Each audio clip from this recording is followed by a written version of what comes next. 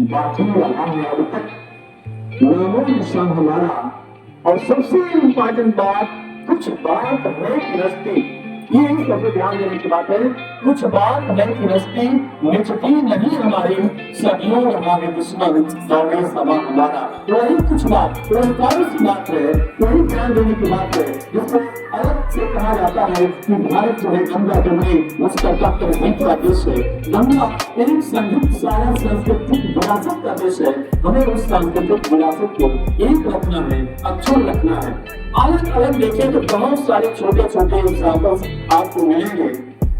जैसे हम ये कहें कि एक आदमी का उस संकट पर रहा समाज में पहले बात देखने को आ रही है कि लड़का अपने पेरेंट्स की बात नहीं सुनते हैं, लड़के लड़की नई जनरेशन पेरेंट्स की बात नहीं सुनते हैं। अगर आपको संस्कृति का ज्ञान होगा तो आप इस बात को समझेंगे।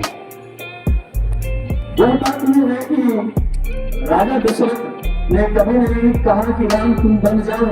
राम केवल जाने की नहीं, ये माता कैकेयी को वरदान दिए हैं। जो कैकेयी ने कहा, वरदान में मांगा कि 14 वर्ष राम वनवासी तापस वेश विशेष उदासी, केवल इतना ही कहा। राजा दशरथ मूर्छित हो गए। उन्होंने ये राम को नहीं कहा, लेकिन राम केवल जान गए कि इनकी ऐसी इच्छा है या ऐसा वरदान दिए हैं। और हमारे खानदान में परंपरा चली आ रही है कि राम को सवाल चल जाए, राम जाए और वचन मिल जाए। तो इन्होंने अपने वचन की रक्षा के लिए ऐसा वरदान दिया है। बिना कहे वो वन को चले गए। एक पुत्र का क्या कर्तव्य है, एक पुत्र को कैसे रहना चाहिए। अभी ऐसे ऐसे बहुत सारे आख्यान हैं, बहुत सारी कहानियां हैं आपकी संस्कृति में। आपने सावित्री और सत्यवान की कहानी सुनी होगी। जब सावित्री बहुत सखी थी, बहुत चरित्र की धनी थी, पतिव्रता नारी थी, यमराज से उसका साक्षात्कार हुआ। सत्यवान की उम्र बहुत कम थी और सत्यवान को ले जाने के लिए यमराज आए। उसने यमराज से कुछ प्रश्न उत्तर किया। अंत में यमराज को सत्यवान के प्राण लौटाने पर ये आपकी संस्कृति का अंग है। इसी प्रकार एक भाई से भाई का क्या संबंध होना चाहिए, एक पति का पत्नी से क्या संबंध होना चाहिए, कैसा संबंध होना चाहिए।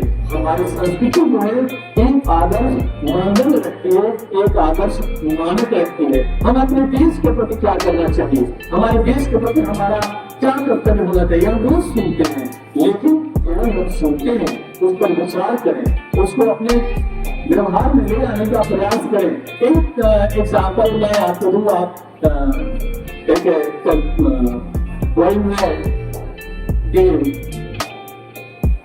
एक जवान शहीद हो जाता है और उसकी शहादत पर यह बात आती है।